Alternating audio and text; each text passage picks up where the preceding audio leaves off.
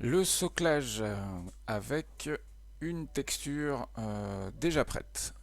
L'idée est de ne pas avoir à s'embêter et d'utiliser une texture qui s'achète en pot comme ça, qui est prévue pour le modélisme, pour le modélisme ferroviaire.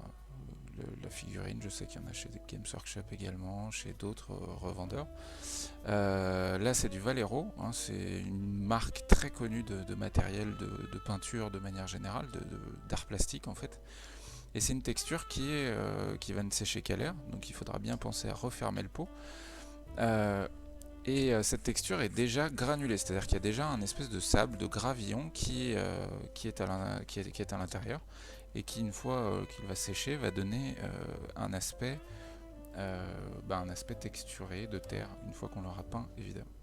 Donc l'idée de ce genre de produit, c'est vraiment la technique la plus simple, la plus courante et la plus connue pour le soclage, ça va être d'en mettre un petit peu sur une spatule, c'est le seul outil dont vous aurez besoin pour réaliser ça, d'en mettre un petit peu sur une spatule et de venir l'appliquer sur l'intégralité du socle, en essayant de faire quelque chose d'homogène et d'assez propre, d'assez joli. L'idée c'est pas de trop gagner en épaisseur, non plus, mais de tout de même couvrir la base métal de la figurine, métal ou plastique d'ailleurs, pour qu'elle soit totalement invisible une fois la peinture effectuée. Donc l'idée... Ah, voilà, j'ai le bouclier qui est tombé, il était pas bien sec, c'est pas très grave, je le recollerai plus tard.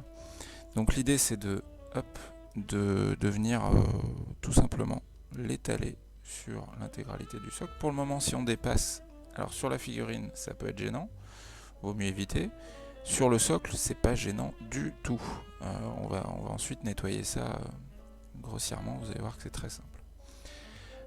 Comme je vous l'ai dit, cette matière, elle a l'avantage de sécher intégralement à l'air et assez rapidement en plus. En l'espace de quelques heures, c'est sec. Donc, ce que je vous conseille quand vous réalisez vos socles avec cette technique, c'est d'en faire plusieurs à la suite. De faire, je sais pas, une unité, une armée, peu importe. Pour que le temps de séchage fonctionne sur toutes les figurines que vous avez à peindre. Vous allez gagner du temps. Et surtout la manipulation, comme je le dis dans beaucoup de vidéos, une manipulation qu'on répète à la chaîne, on gagne beaucoup plus de temps que si on le refaisait à chaque fois, parce qu'il faut ouvrir le pot, parce que la manipulation même de la spatule, à chaque utilisation, 3 secondes plus tard, vous n'allez pas l'oublier. Donc il vaut mieux essayer de travailler à la chaîne. Déjà, si vous n'avez pas beaucoup de temps pour peindre, vous allez voir que vous gagnerez du temps finalement.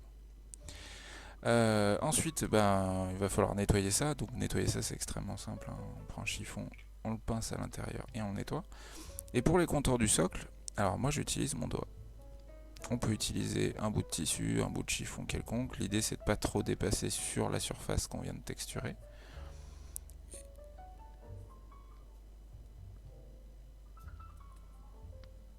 Et voilà. Et donc là, on a un socle réalisé en quelques secondes, extrêmement simple, joli, qu'il va falloir mettre en couleur évidemment. Moi, je choisis toujours de faire la texture, dans le cas de figurines destinées au jeu, évidemment, je choisis toujours de faire le soclage avant la sous-couche et la peinture. Pourquoi ? Parce que déjà, le socle va être sous-couché en même temps que je vais sous-coucher ma figurine que je vais sous-coucher à la bombe de peinture. Donc ça va donner une teinte un peu plus homogène avec l'ensemble de la figurine. Et puis ensuite, c'est beaucoup plus pratique comme ça, tout simplement. Donc là, la figurine est prête à être sous-couchée. Je vais simplement recoller le bouclier.